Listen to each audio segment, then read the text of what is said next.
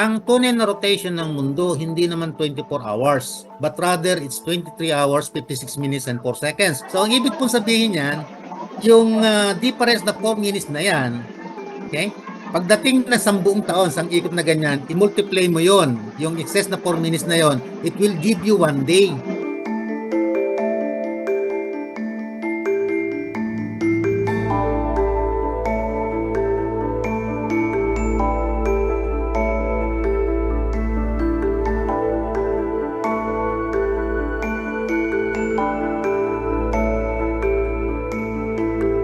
Idea niyan ay ang ancient Egyptian na inadapt lang ng Roma.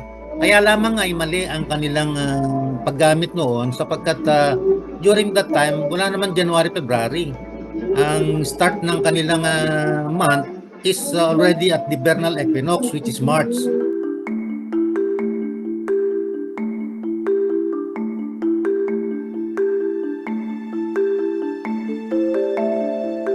Ang ginawa nila, nag-introduce sila ngayon ng January tsaka ng February. So initially, ang January is 29.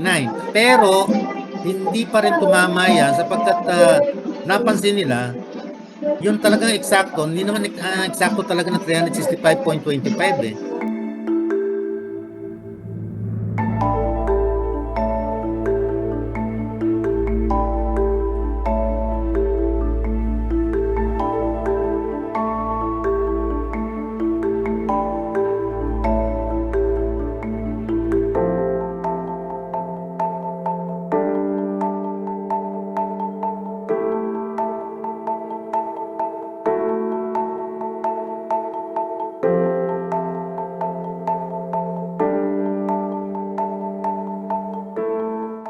Ginawa ni Gregory ngayon, in-adjust ngayon yung sa Roman calendar.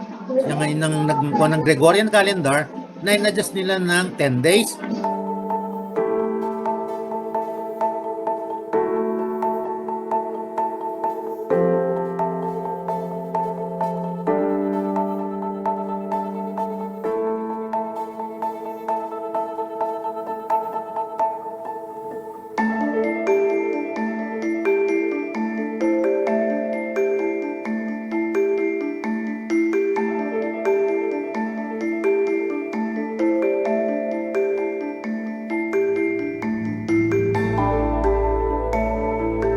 At yung mga babae, kahit na gustong-gusto niya yung mga lalaki, eh hindi naman po pwede during that time sapagkat syempre very awkward yon, di ba?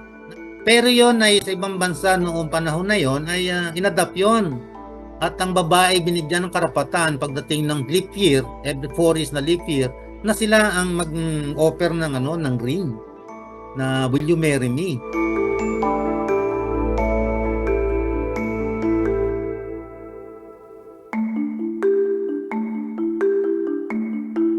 Ay ang mga pogi na mga lalaki ay pinag-iingat sapagkat leap year ngayon, yung mga lahing pikutin dapat nagtatago. So ibig sabihin parang in correlation dun sa paniniwala ng Europe, parang yun ang nakuha natin.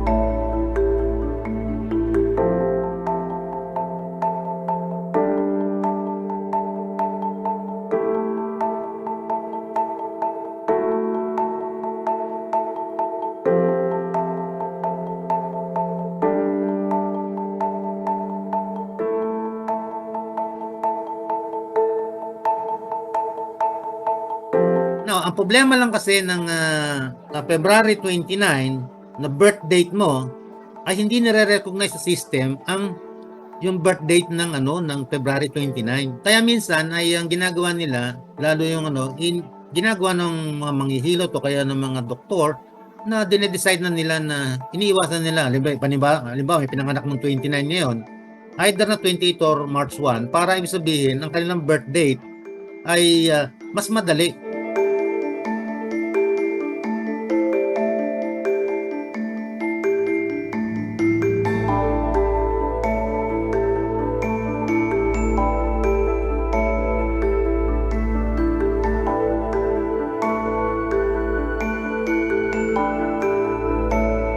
So sa atin, sa klima natin ay walang kinalaman ng additional day para mabago mo ang klima ng panahon.